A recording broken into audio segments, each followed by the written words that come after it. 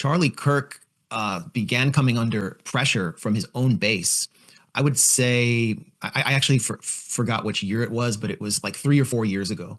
And it was called the Groyper Wars. And Charlie Kirk would do these TPUSA tours around the country, and young men would file in, and they would, you get to question Charlie Kirk and debate him.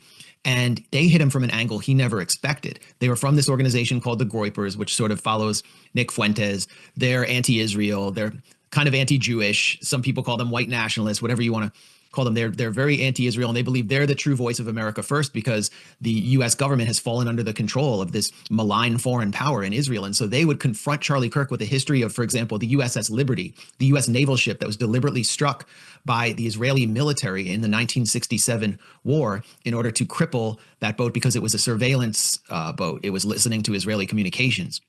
And they killed scores of sailors. And they would confront Charlie Kirk with the difference between Israeli interests and American interests while holding up a cross. And Charlie Kirk would just shut down the conversation because he knew that if he would give an inch to them, it would threaten the relationship with his donors and TPUSA would collapse. Now, after October 7th, the pressure was just too extreme.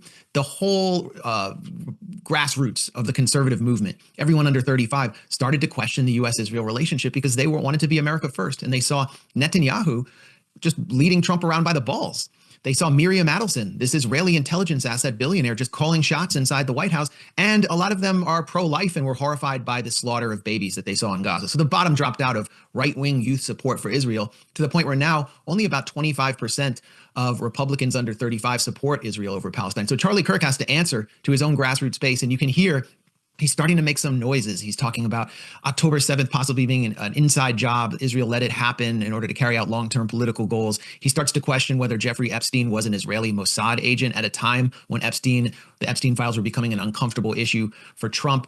And it all blew out into the open at TPUSA's July Youth Summit in, I believe it was Tampa, Florida. Yeah. Might have been Tallahassee. Yeah, Tucker gave the speech. Right. Right. So Tucker gave a speech. I mean, that was the seminal moment, but it wasn't just Tucker. Megyn Kelly had started questioning Israel, and she's on stage calling Jeffrey Epstein a Mossad agent with Charlie.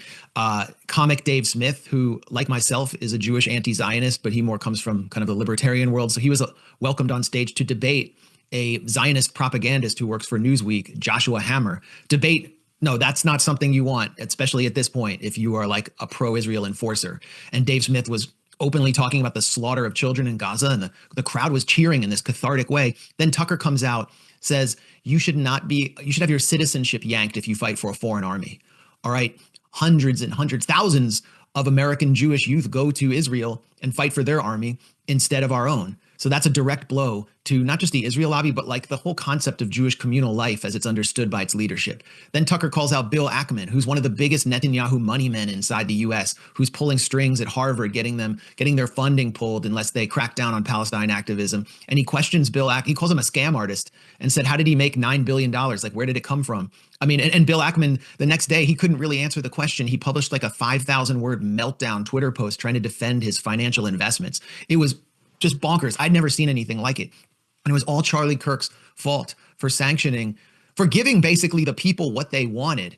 And after that, he started getting publicly attacked. Ben Shapiro and Mark Levin, the two biggest Zionist enforcers in the media, who are very close to Netanyahu, biggest forces lobbying Trump to wage war on Iran, went off on TPUSA, said we can't be having a Big Ten if it includes kooks. Laura Loomer, we all know who she is. She publicly attacked Charlie Kirk and said he basically had to step down. He was getting attacked in pro-Israel media. What we didn't know, which I learned, is in private, the pressure was even more intense. He was being bombarded with text messages.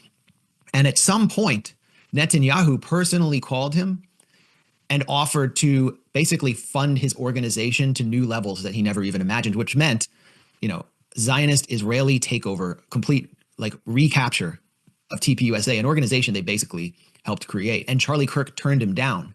After Charlie Kirk was killed, we know that Netanyahu wouldn't stop posting about him. Like minutes after he was killed, when his body was still warm, Netanyahu was posting about him, interrupting his seven-front war in the Middle East and his global assassination spree, where he's trying to kill people even inside a U.S. ally in Qatar. Can you remember any time that in the history of a political assassination that the leader of a foreign government has come out to deny that they were behind it?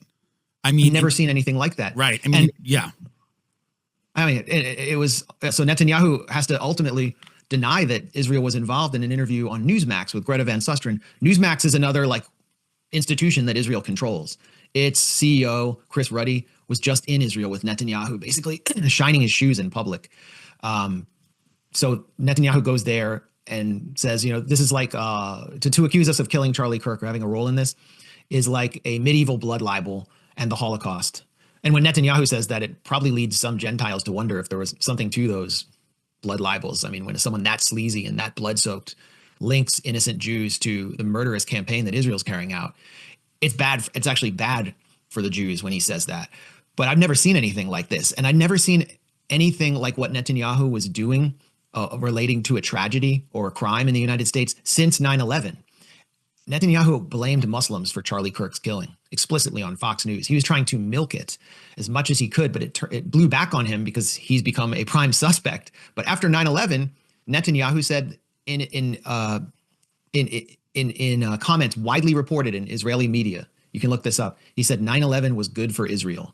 And it's the same way that he saw Charlie Kirk's killing as being good for Israel. He thought he actually probably thought a Muslim was responsible. And he thought he could blame the left and the Palestine Solidarity Movement and get them shut down by the FBI. And so in a way, he was kind of thrilled by what had happened.